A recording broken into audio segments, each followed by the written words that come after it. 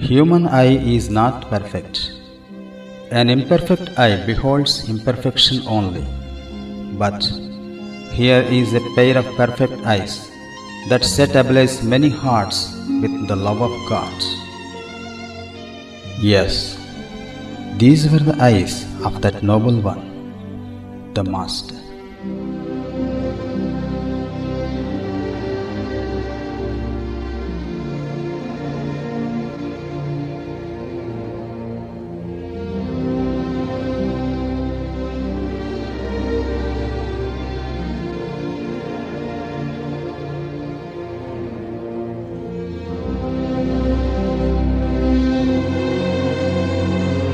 He was born in the same night of this memorable day in the noble family of Tehran.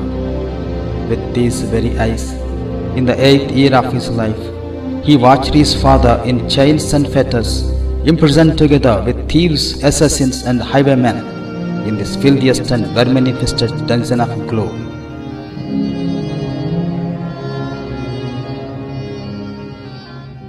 Together with near and dear and several followers, he suffered persecutions and shared the banishment and subsequent exiles of his father, spanned from his hometown to Baghdad, to Constantinople, to Adrianople, and finally to Akka, the desolate of cities and the most horrific penal colony of Ottoman Empire.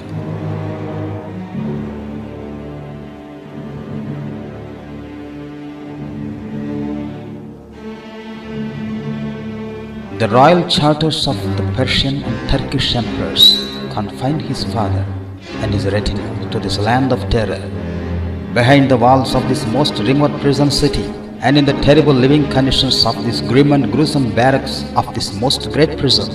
During and after the days of his father, he dedicated himself to serve his father, to uphold his teachings, and to lead multitudes in the path of servitude.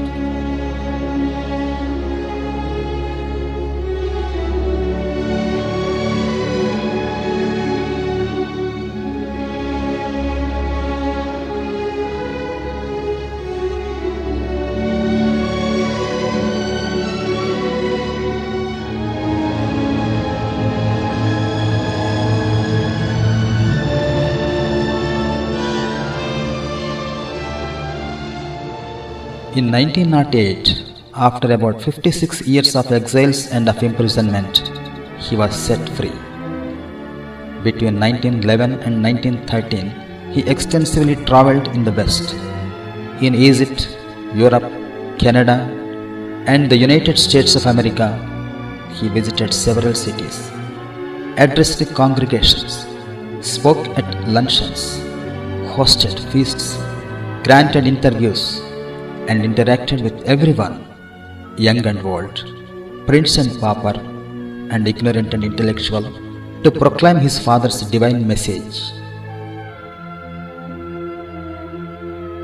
Marveled by his majestic presence, attracted to his erudition and eloquence, the Western press addressed him as a philosopher and a prophet, and they were reluctant to believe his claim that he was not a prophet.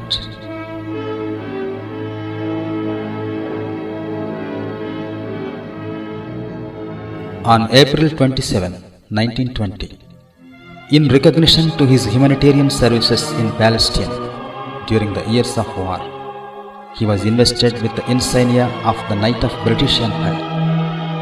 But he never wished himself to be addressed as Sir.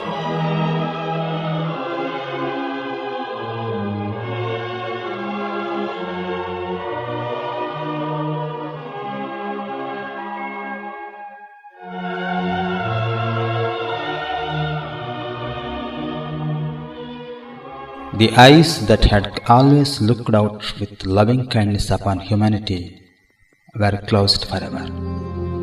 At an advanced age of 77, at his home, on this very bed, he passed away to his eternal abode. And his funeral, never before the Holy Land had witnessed such a funeral. It was a landmark in the history of Haifa, participated by people from various religious orders. It was a great moment of sorrow anguish to one and all.